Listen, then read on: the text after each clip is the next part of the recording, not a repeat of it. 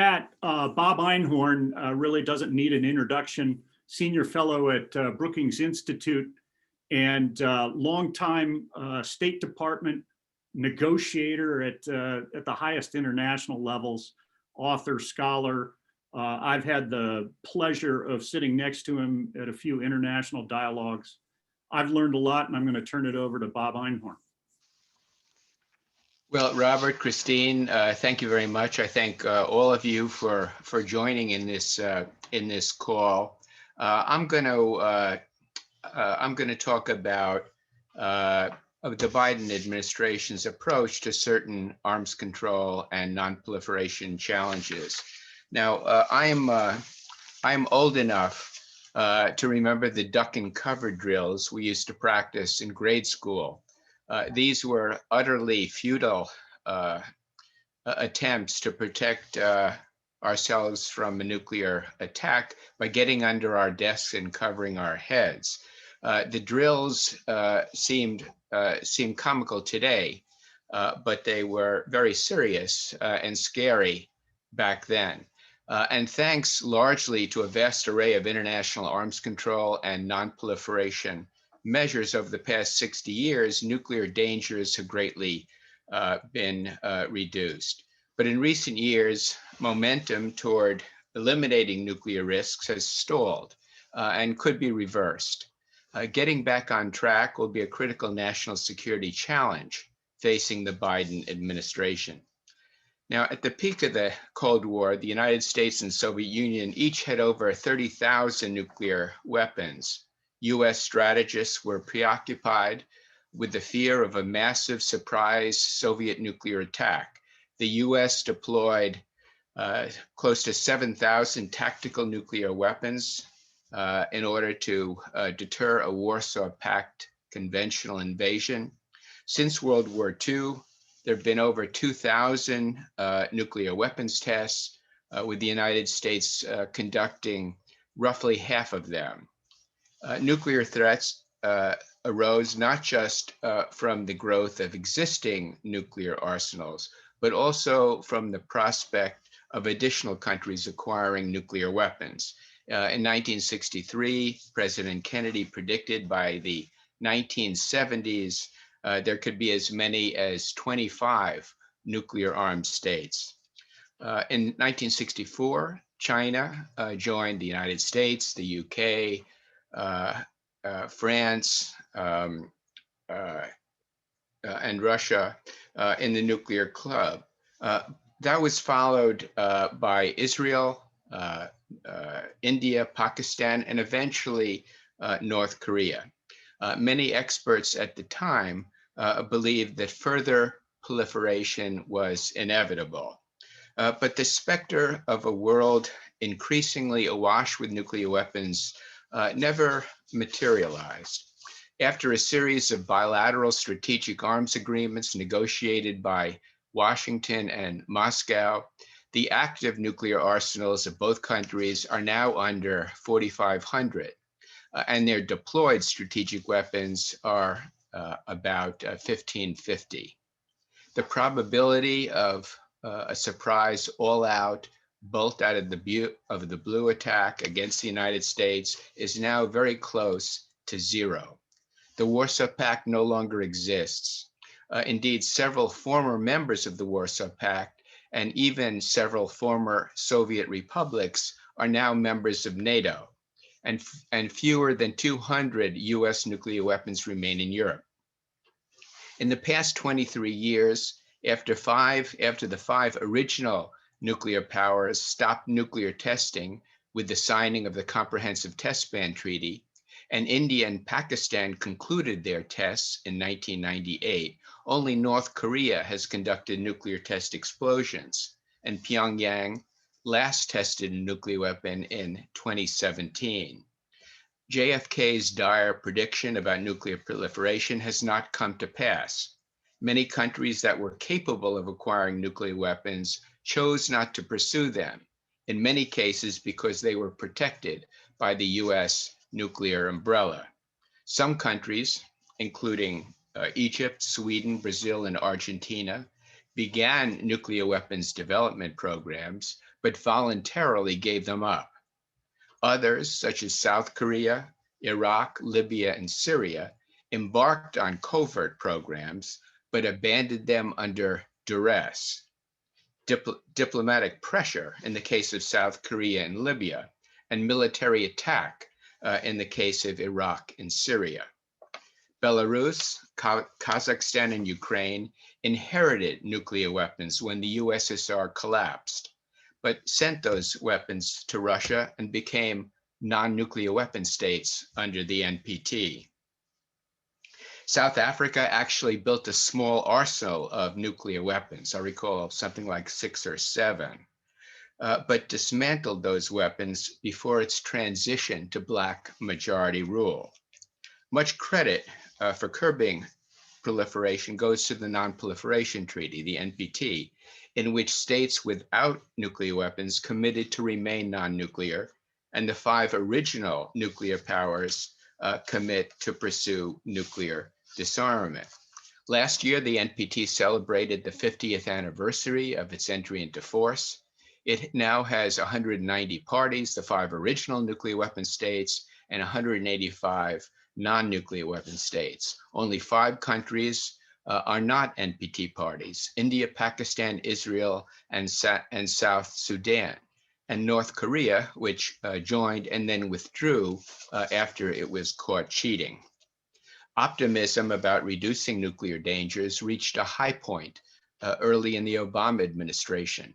In April 2009, President Obama gave a speech in Prague in which he declared that the United States would seek the peace and security of a world without nuclear weapons. And soon afterwards, the United States and Russia concluded another strategic arms agreement, the New START Treaty. But in the years that followed, the international security environment sharply deteriorated and nuclear risks began to increase. Russia, China, and North Korea are now upgrading their nuclear and conventional military capabilities and seeking to undermine the ability of the United States to come to the defense of its allies. Bilateral US relations with Russia and China have become increasingly adversarial, with the 2 authoritarian governments acting assertively in their regions and working to thwart US objectives and diminish US influence globally. Channels of communication and dialogue that could be used to avoid misperceptions and prevent minor incidents from escalating to dangerous crises have almost entirely been shut down. The international arms control regime has begun to unravel, although the Biden administration just last week agreed with Russia to extend New START for 5 years. The conventional forces in Europe agreement is defunct. The Intermediate Nuclear Forces Treaty has been terminated. The Open Skies Treaty is nearing collapse, and the future of strategic arms control beyond New START is highly uncertain. The bipolar model of arms control and strategic stability is becoming outdated as countries other than the United States and Russia, especially China, increase their strategic capabilities. The emergence of new technologies and new kinds of weapon systems could undermine strategic stability. Offensive cyber and anti-satellite weapons, for example, could be used to degrade or disable a nuclear power's command and control or early warning systems, raising fears that an adversary was about to launch a nuclear attack. While the probability of an all-out surprise nuclear attack remains exceedingly low, many experts believe risks have grown that a local conventional armed conflict could spin out of control and escalate to the use of nuclear weapons. And optimism has faded, not only about prospects for preserving the arms control regime and preventing a new buildup of existing nuclear arsenals. There are also warning signs that holding the line on the number of countries possessing nuclear weapons may be difficult in the years ahead. The 2015 Iran nuclear deal, formerly called the Joint Comprehensive Plan of Action, or JCPOA, blocked Iran's path to nuclear weapons for at least 15 years.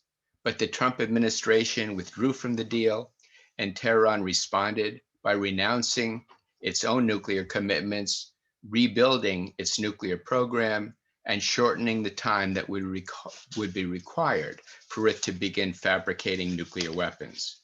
With fears of an Iranian nuclear capability returning, the Saudi crown prince has pledged publicly that if Iran acquires nuclear weapons, Saudi Arabia will do the same. And others in the region might be tempted to follow suit. President Erdogan has declared that it's unfair that other countries can have nuclear weapons, but Turkey cannot.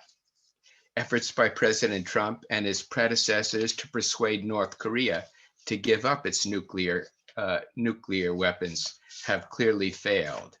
The rapid buildup of North Korea's nuclear and missile capabilities, as well as China's growing regional assertiveness, could prompt South Korea and Japan to reconsider whether they should acquire their own nuclear weapons.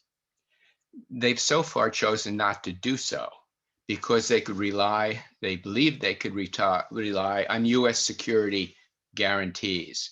But South Korean and Japanese confidence in the reliability of the US nuclear umbrella has waned, in part because of the transactional approach to US alliances practiced by the Trump administration, in which allies were pressed to pay exorbitant amounts as compensation for US force deployments on their territories. So President Biden takes over at a time of growing nuclear challenges, and I will try to address 6 of those challenges. The first is to revitalize US-Russian arms control. Biden made a good start in his first days in office by agreeing with Russia to extend the New START treaty unconditionally for 5 years. The treaty's numerical ceilings and its extensive transparency and inspection arrangements will provide an important measure of predictability and stability in US-Russian strategic relations. The 5-year extension will buy time for a careful consideration of what's next for arms control and region and strategic stability.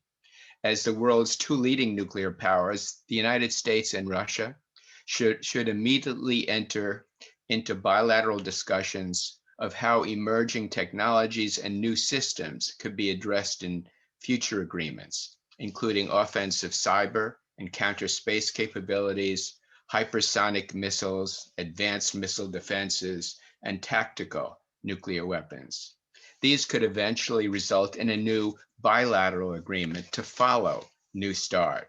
But negotiating a follow-on agreement with Russia will be complicated, both technically and politically, and could take several years. And in the meantime, Washington and Moscow should pursue less formal measures that could reduce nuclear risks. Since the use of nuclear weapons would almost certainly be initiated not out of the blue, but in the course of a conventional armed conflict, the objective of preventing nuclear war would be served by reducing the likelihood of conventional hostilities erupting in the first place, including along the NATO-Russia border. The United States and its NATO allies should therefore explore with Russia a range of transparency, communications, and confidence-building measures that could reduce the risk of misperceptions, accidents, and miscalculations that could lead to conventional conflict and escalate to the nuclear level. A second challenge facing the Biden administration will be bringing states other than the United States and Russia, especially China, into international arms control arrangements. The Trump administration proposed that China join an extended New START agreement. Given the huge numerical disparity between China's current nuclear forces and those of the United States and Russia, it's understandable that Beijing refused to participate in a trilateral strategic arms agreement. For now, the United States can afford not to insist on numerical limits on China's strategic nuclear forces, but China's growing capabilities must be addressed. It's medium and mid-range missiles, which are dual capable, nuclear and conventional, and its cyber and anti-satellite systems, all of which threaten the United States and US allies. The Biden administration should seek bilateral talks with China aimed at gaining a better understanding of each other's intentions and capabilities, and exploring risk reduction measures that could reduce the likelihood of dangerous miscalculations and inadvertent conflict. And while formal numerical limits on China's nuclear forces may not be feasible at the present time, such bilateral talks could focus on less formal arrangements, such as normative rules of the road governing cyber and space operations, and even formal constraints in areas where US and Chinese systems are at a comparable level, such as hypersonic missile systems. Beijing has so far resisted serious bilateral engagement on these issues, but the Biden administration should press hard for these discussions to begin. A third challenge facing the Biden administration is North Korea's rapidly advancing nuclear and missile capabilities. Trump believed that personal summit-level diplomacy and the vague promise of a prosperous future could get Kim Jong-un to abandon his nuclear deterrent. But Kim Jong-un has no intention of giving up the North's nuclear weapons, which he regards as essential to the survival of the regime. He wants North Korea to be accepted as a legitimate nuclear power. The Biden administration won't recognize North Korea as a permanent nuclear armed state and won't abandon the ultimate goal of complete denuclearization, how unrealistic that goal may be. But rather than insist on an agreement that requires North Korea to complete denuclearization in a short time frame and withhold any benefits to the North until very late in the process, the Biden administration may be prepared to approach denuclearization as a long-term, step-by-step process in which Pyongyang is offered incentives at each step of the way.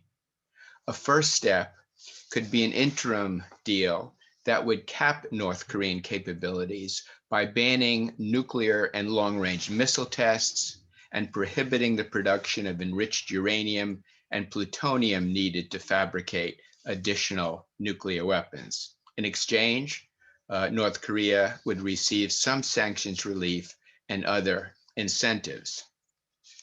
Such an interim deal would commit the parties to continue negotiations toward the goal of complete denuclearization, but it would not include a time frame for achieving that goal, and it would permit the North to retain the nuclear weapons it had already produced, at least for the time being. Such an agreement would be highly controversial. Proponents would argue that it would impede the growth of the North Korean nuclear threat and better enable the United States and its allies to counter that threat. But opponents would say that it would provide benefits to an untrustworthy regime in the absence of complete denuclearization, and with no guarantee that complete denuclearization would ever be achieved. The Biden administration will be conducting a thorough review of its policy toward North Korea. A key issue it will consider is whether to pursue such a partial interim deal. A fourth challenge will be ensuring that South Korea and Japan do not decide to seek their own nuclear capabilities. Both US allies have the technical capabilities and the resources to acquire nuclear weapons relatively quickly, but both have remained non-nuclear because they believe they could count on US security assurances, especially the assurance that US nuclear weapons would be available to deter and, if necessary, respond to aggression against them. Two things have changed. First, the threat has increased, not just North Korea's nuclear and missile capabilities, but also China's growing regional assertiveness, especially toward Japan. And second, questions are being raised in Seoul and Tokyo about the reliability of US security guarantees, not just because of Trump's wavering commitment to US alliances, but also a more fundamental concern that the American public may be growing tired of overseas obligations. Internal debates have begun in both capitals, more advanced in Seoul than in Tokyo, about whether to reconsider the idea of pursuing nuclear weapons. In South Korea, opposition leaders openly advocate the return of US nuclear weapons to their territory, and some even call for the indigenous development of nuclear weapons.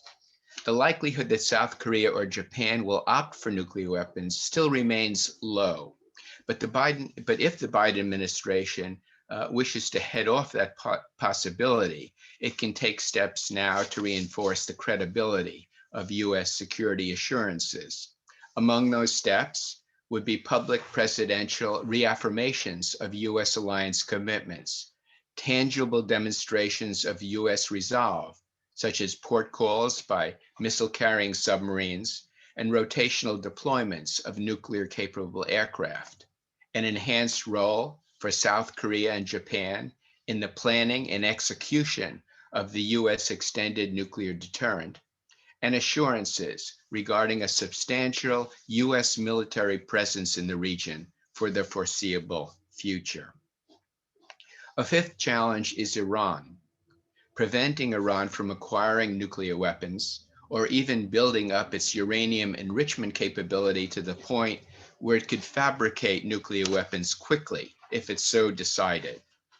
Unless Iran's capacity to produce bomb-making nuclear material is strictly limited, its neighbors, especially Saudi Arabia, may feel that they need to pursue their own nuclear programs, and others in the Middle East, such as Turkey, may decide not to be left out of the emerging regional nuclear arms competition. The Biden administration says it will return to compliance with the JCPOA if Iran does the same. It believes the restored JCPOA then becomes a promising starting point for follow-on negotiations with Iran. Those follow-on negotiations would be aimed both at strengthening the nuclear deal, especially by extending nuclear restrictions beyond their original expiration dates, and curbing Iran's destabilizing regional behavior, especially its support for regional proxies, such as the Houthis in Yemen and the Lebanese Hezbollah. The path ahead will not be easy. Both the governments of President Biden and Iranian President Rouhani support JCPOA restoration, but on their own terms. Each wants the other to return to compliance first. And while Biden is willing to suspend the nuclear-related sanctions the JCPOA obligates the US to suspend, Iran wants the removal of all sanctions imposed by the Trump administration, including those permitted by the JCPOA, such as sanctions related to Iran's support for terrorism and its abuse of human rights. And both Biden and Rouhani face strong opposition to returning to the JCPOA. Biden from many American Republicans and regional partners like Israel, Saudi Arabia, and the UAE, and Rouhani from domestic hardliners, especially in the run-up to Iran's June presidential election. Despite these obstacles, I think the JCPOA will be restored, but not as quickly as either government would like. However, building on the JCPOA to achieve a follow-on agreement will be much more difficult. Iran doesn't want a follow-on agreement. It wants the JCPOA's nuclear restrictions to end on their originally scheduled expiration dates, leaving it free to expand its nuclear program as it chooses. It also doesn't want to rein in its regional activities or its missile program. If the United States wants a follow-on agreement, it will have to offer Iran significant incentives, such as much broader sanctions relief. And it will have to gain the support of all the original JCPOA countries, including Russia and China, both of which have strengthened their strategic ties with Tehran and are now less inclined to pressure Iran than they were during the JCPOA negotiations. So there are no guarantees that follow-on negotiations will succeed. But if the JCPOA can be restored relatively soon, Iran's current nuclear buildup would be rolled back, and its path to nuclear weapons would again be reliably blocked until at least 2030. Of course, Iran's neighbors would worry about what would happen if there's no follow-on deal by 2030. But they would clearly be better off with Iran tightly constrained for close to another decade than if Iran were free to continue its current nuclear buildup. And with limits in place until 2030, there would be plenty of time to reach a follow-on agreement. A sixth challenge, and the last one I will discuss for the Biden administration, will be to shore up the NPT and the global nonproliferation regime. The nonproliferation regime has been remarkably successful. In the last 30 years, despite attempts by several countries to join the nuclear club and warnings of a world with many nuclear-armed states, not a single additional country has acquired nuclear weapons. But experts wonder how long the record can be sustained. Several developments contribute to their concerns. Countries embarking on civil nuclear energy programs are reluctant to forego economically indefensible enrichment or reprocessing programs that could be directed toward the production of nuclear weapons. Illicit networks trafficking in sensitive nuclear-related equipment and material are becoming more sophisticated and could make detection of covert nuclear programs more difficult. Nuclear exporting states aggressively competing for nuclear reactor sales could relax the nonproliferation controls they ask their customers to accept. And some NPT non-nuclear weapon states, frustrated that nuclear disarmament has stalled, are holding further measures to curb proliferation hostage to further progress in reducing existing nuclear arsenals. The belief among between non-nuclear weapon state parties to the NPT that the NPT nuclear powers are not meeting their obligations to pursue nuclear disarmament has led to polarization within the NPT's membership. Many NPT non-nuclear weapon states are now joining the new Treaty on the Prohibition of Nuclear Weapons, which they say will hasten nuclear disarmament, but which the United States and all other nuclear powers oppose as a counterproductive way to advance disarmament and a danger to the NPT itself. The Biden administration can take several steps to reinforce the NPT and the broader nonproliferation regime. It can work with Russia and China and the other NPT nuclear weapon states to promote a successful NPT review conference later this year, recommitting themselves to achieve further nuclear reductions as international conditions improve, and to pursue practical nuclear risk reduction measures in the meantime. A useful symbolic step would be to reaffirm the Reagan-Gorbachev statement that a nuclear war cannot be won and should never be fought. The Trump administration refused to reaffirm that statement. The Biden administration could seek to resurrect it and get other nuclear-armed states on board. It could also seek to correct one of the NPT's major shortcomings. If a party exercises its right to withdraw from the NPT, IAEA safeguards on its nuclear materials and facilities automatically lapse, leaving it legally entitled to use the materials and facilities it required under the treaty in a nuclear weapons program. The US should work with other parties to fix this problem.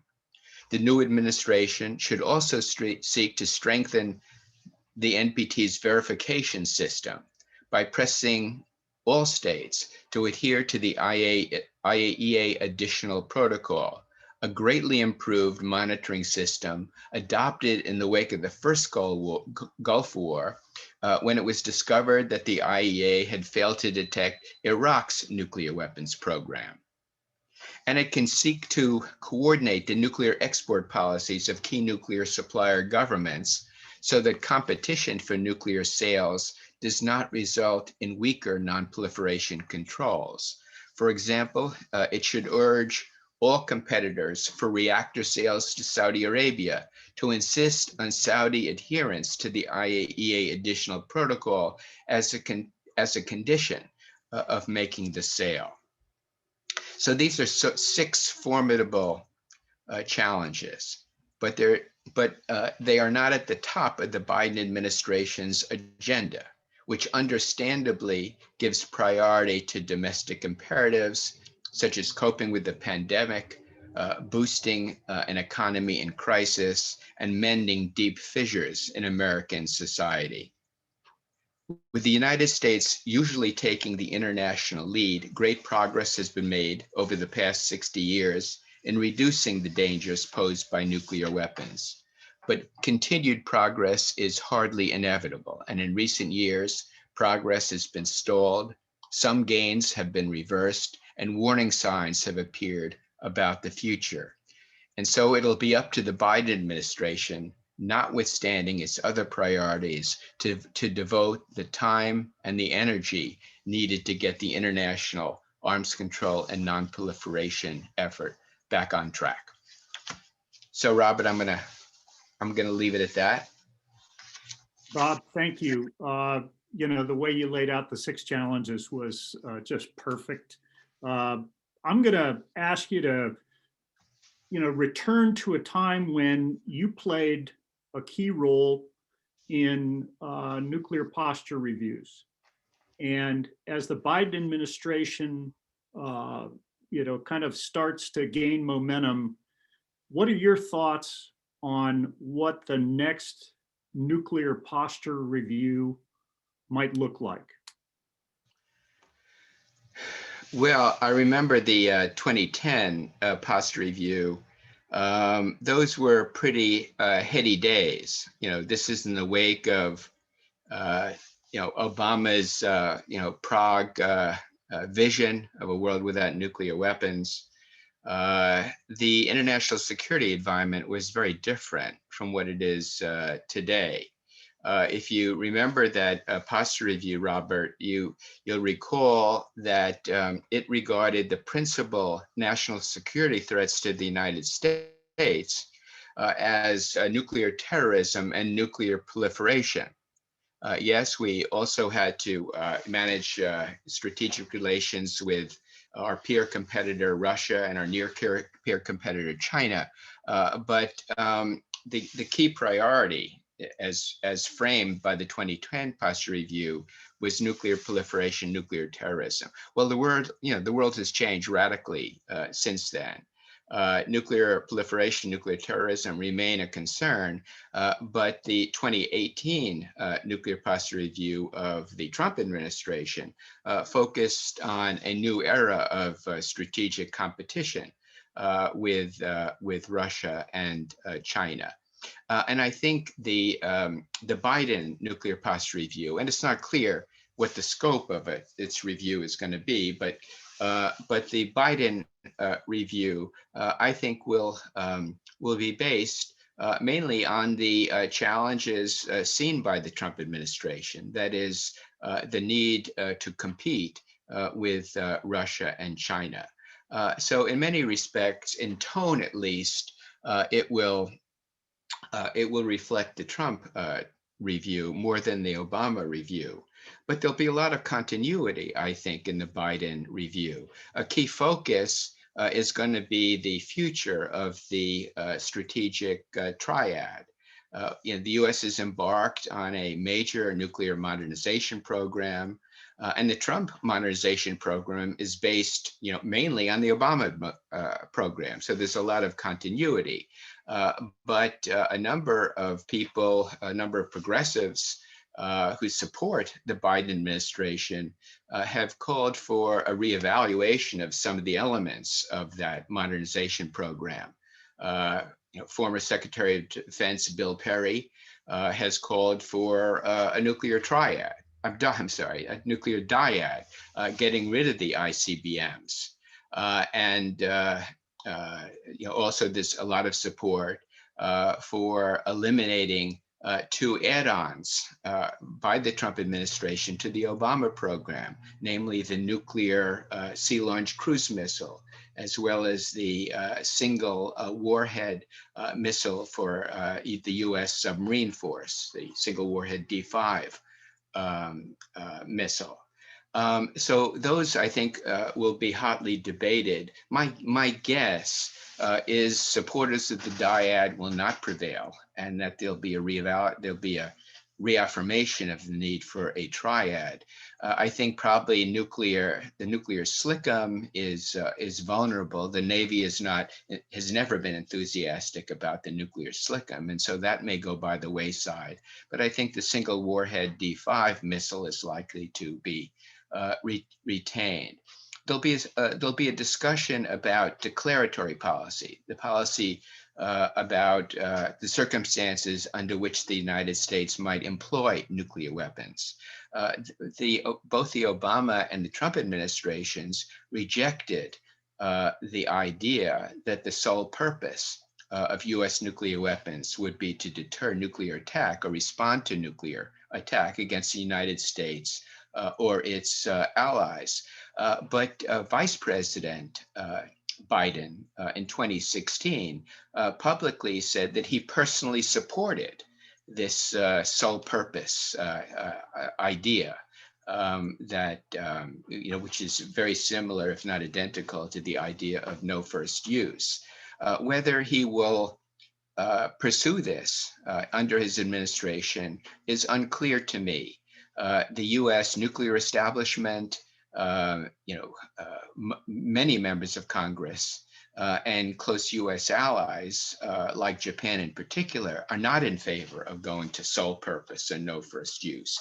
Whether Biden, out of his own personal conviction, will overrule them is not at all clear. I tend to be doubtful about that. But those are some of the issues I think that will be addressed in the Biden nuclear policy review. Thanks. That was great, Bob. I'm going to ask Christine to go ahead and unmute participants, and I will open it up for questions. People are being a little shy in chat, but maybe they'll use the hand raise function. And while they're trying to figure that out, Bob, you mentioned this domestic the domestic priorities for the Biden administration. In your view, is there an opportunity to both do, some modernization while also meeting some reduction goals? It seems like they're in tension, but maybe not, based on what you said about a potential nuclear policy review.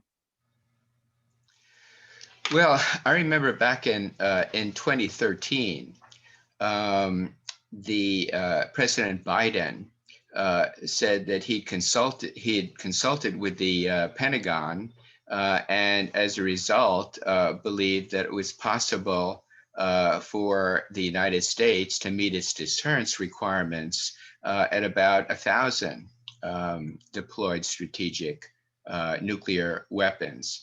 But he said that he would only go down to that level, about a third cut in existing deployed strategic forces, if Russia did the same.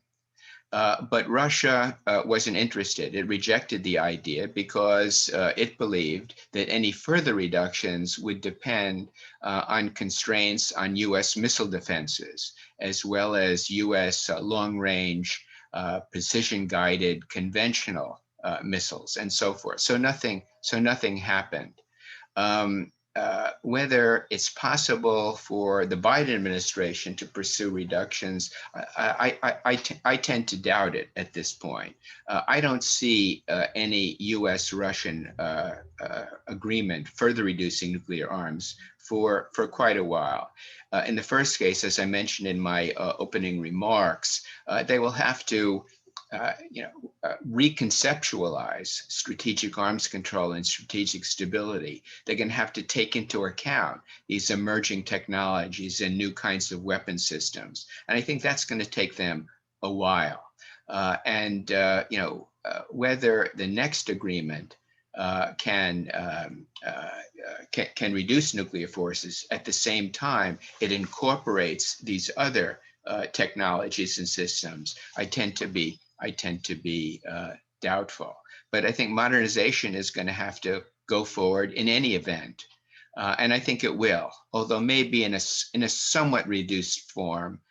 Maybe I think ICBMs will be reaffirmed. Maybe there'll be fewer of them approved. As I mentioned, nuclear silica may be killed and so forth. But I think the modernization program is not going to deviate so much from what Trump was pursuing.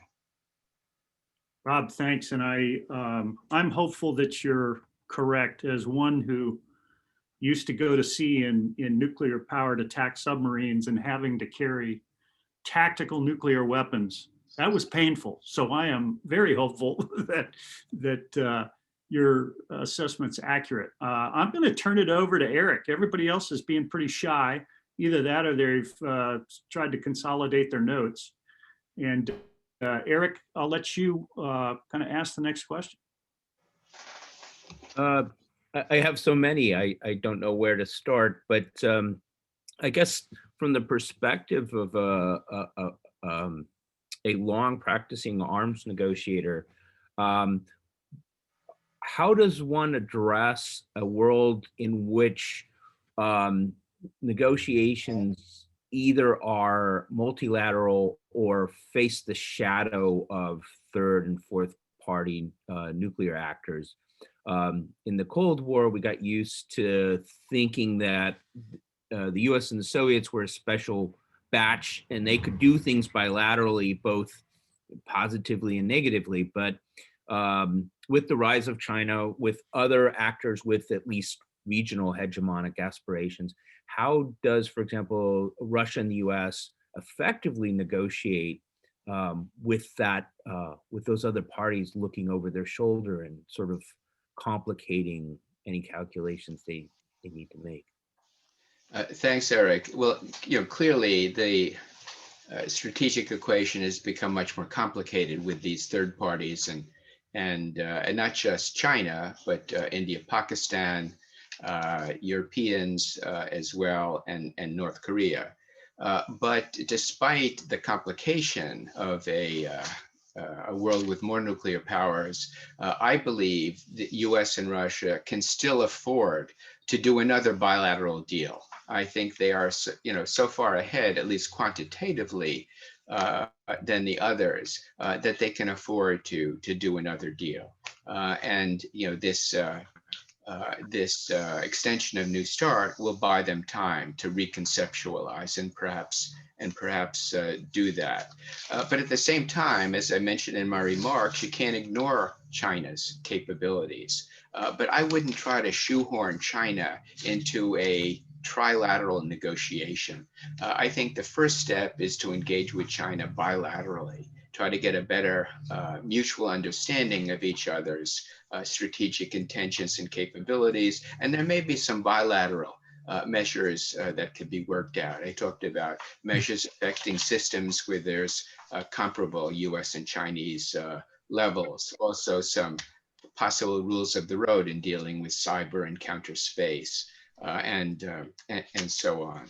And of course, in South Asia is an area where you have two nuclear armed rivals. They fought several wars, current instability. You would like them to restrain their capabilities, but the fact of the matter is the Indian and Pakistani nuclear programs are not a threat to the United States. China may see India's capability as a potential future threat, but I think the nuclear competition in South Asia can be compartmented away from US, Russia. So, I don't think that's too much of a complication. I think for the foreseeable future, it's going to be US and Russia bilateral, US and China bilateral. I think, there's been a P5 forum. The 5 permanent members of the Security Council have begun to meet kind of on the margins of NPT, issues to talk about nuclear questions. I think this is useful. They've begun to talk about nuclear doctrines and so forth. But I believe that bilateral discussions are going to be inherently more promising than 5-power discussions where countries don't come to the table prepared to share the most sensitive information. I think that will happen bilaterally, but I think the 5-power forum is a useful place to meet, and we'll see what happens with that. Hey, Bob, we have Professor Randy Willoughby, one of my academic mentors on the net. And Randy, if you're able to unmute, go ahead and ask your question. Admiral, thank you so much. Can you hear me okay? Yeah. Yeah, we can. Would you mind, sir, talking a little bit about this tail that wags the dog, the missile defense program? I have a couple of small questions within that. I mean, President Trump did a review, like Obama. I think it took him about 2 years to get it out, and then it took him another year to actually, formulate this comprehensive missile defense and defeat idea. But I'd like to know if you think, will President Biden do a review? And do you think he might show a lot of continuity or maybe even accelerate? It seems like we do, if we didn't have a lot of proliferation with nukes, we do seem to be experiencing a proliferation of defensive deployments, most of them theater. And, we had that test last November with the SM-32A against an ICBM, and which makes me also want to ask you, in the Obama years, we canceled that more sophisticated one that we were thinking about, I guess the 2M, the 2B.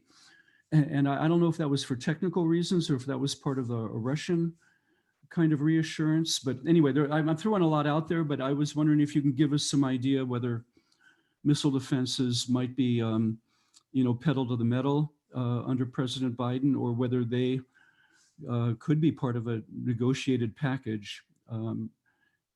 Thank you so much. The Trump administration, like the Obama administration, says that its missile defenses were to defend against the missile capabilities of countries like North Korea or eventually Iran, with relatively small ballistic missile forces, but that it would rely on nuclear deterrence, not missile defense, to protect against peer competitors like Russia and China. But the problem is that as North Korea's ballistic missile programs increase, and they've recently demonstrated yet another ICBM range missile, then there's going to be a lot of pressure for boosting not just regional but homeland missile defenses against the North Korean threat. Now, the Chinese and the Russians are concerned about that, because whatever the ostensible reason for beefing up their homeland missile defenses, they believe that these defenses give the United States capability against Russia and China to reduce their own nuclear retaliatory capabilities. So it's tough, because there's going to be a lot of pressure on the Biden administration to enhance the capability against North Korea, but this is going to run up against Russian and Chinese concerns. And when you get to strategic arms control, control of offensive strategic arms, Russia has made it clear that unless somehow missile defenses are taken into account and constrained, they're not prepared to reduce their offensive strategic forces. And as and they're concerned about the preemptive potential of U.S. conventional missile systems. When I say that the United States and Russia have to sit down and reconceptualize strategic stability and arms control, this is an important element of it. And missile defenses will be a big factor. And clearly, the Biden administration will study missile defenses, whether it has a separate missile defense review, as the Trump administration had, or whether it will combine it into some kind of a broader strategic review. I don't know. I don't know if they've decided on their plans yet. But clearly, missile defense is going to be a huge factor. Bob, thanks. I'd like to turn it over to Samantha Bew. She's one of our GPS graduate students here. And Samantha, go ahead. Yeah, hi. First, thank you for being here. I have a pretty big interest in non-proliferation and arms control, so I found this talk really interesting. My question, because I primarily focus on North Korea, is you mentioned the challenge of North Korea and a plan to pursue this interim deal, which would include the banning of long-range missile tests and the enrichment of uranium and plutonium. A similar deal was made previously with North Korea during the period of symmetry, and Kim Jong-un did halt tests, yet the US never seemed to follow through on its end of the deal by offering partial sanctions relief. So my question is, do you believe the Biden administration will focus on a more concrete plan of engagement that relies less on pressure and more on stabilization, and will the US follow through? Yeah. Yes, Kim Jong-un, even before he sat down with Donald Trump, agreed to a moratorium on nuclear tests and long-range missile tests. It was kind of unilateral. Trump reciprocated in a way after Singapore by deciding, without consulting the Pentagon or South Korea, to suspend large-scale joint U.S.-South Korean military exercises. So there was a kind of tacit arrangement for a while. But in terms of the interim deal, no one has really tried that. When Kim Jong-un went to Hanoi, he called for a partial deal that would shut down the Yongbyon nuclear complex, but he overreached. He says in exchange for that, the United States had to remove all consequential UN sanctions. Trump rejected that and counter-proposed his own unacceptable proposal, which is, complete elimination of all WMD, very soon. So will the Biden administration go for the kind of interim deal that I'm talking about, the partial deal? I don't know. I don't know how enthusiastic the Biden administration will be to negotiate, to engage with North Korea.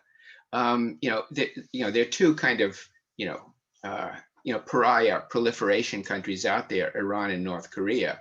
Both are politically risky in domestic political terms. And of the two, Biden is much more likely to go with Iran because he knows Iran, he's called for a return to mutual compliance and all the rest of it. North Korea, all of his predecessors have failed on North Korea. The likelihood of success is pretty low. So how much of a risk, political risk, he's going to take engaging with them, I don't know. But I do know that they're concerned. The Biden officials are concerned about these growing capabilities. So they will want to do something. And I think they'll make a run at negotiation. But I think they'll make a run at that with their eyes open. And if they can't get a meaningful deal, a meaningful, verifiable deal at a reasonable price, I think they're prepared to, they would be prepared to walk away from the negotiating table and to rely on what the United States has relied on for, the last 70 years, a strong US alliance system to deter and defend against North Korean aggression. But, so it's hard to predict now whether we're going to see a real negotiation with North Korea under a Biden administration. Bob, thanks. Jane, over to you. I think we've got time for one more question. So if you would Great. unmute and ask your question. Thank you. Hi, I'm Jane Beam, and I'm assistant professor at Temple University, using the benefits of Zoom to sit on sessions at other institutions. I also had the benefit of starting my sort of work in nuclear issues as being Bob's intern many years ago. I have a question that relates, I think, a little bit to Eric's question about multilateral contexts. I've heard some proposals for pursuing regional approaches to either sort of more formal arms control types of negotiations or perhaps informal kinds of arrangements. So I'm just curious, Bob, about your views about the benefits and drawbacks of so-called regional approaches in either a formal or informal context, and sort of what kinds of factors are important to consider when sort of deciding whether a regional approach might be a good one. Okay, Jane, first of all, it's very good to see you. It's been quite a while. On regional, there have been a number of regional approaches to denuclearization, nuclear-free zones. There have been active discussions about a Middle East zone free of all nuclear weapons. An idea first surfaced in 1974, but it hasn't gone very far for a variety of reasons. Initially it was a concern about Israeli nuclear capabilities and what do you do about that. Now there's the additional concern about Iran's ambitions, its enrichment program, and others in the region. As well. I'm not terribly optimistic about that. But I alluded to a possible regional approach involving NATO and Russia. I really do believe that if there's ever a nuclear exchange between the United States and Russia, it will emerge out of a conventional conflict somewhere around the NATO-Russia border. And I would like to see discussions between Russia and NATO members, and not on nuclear. I think the important thing is to avoid the possibility of conventional attack, and so a return to the confidence-building measures in the so-called Vienna document, or even to resurrect some form of the conventional forces in Europe agreement. Perhaps not as wide as all of Europe, but just along the border area would make a lot of sense. There have been discussions recently about the Western Pacific. With the demise of the INF Treaty, there's been some interest in the Trump administration in deploying land-based intermediate range missiles.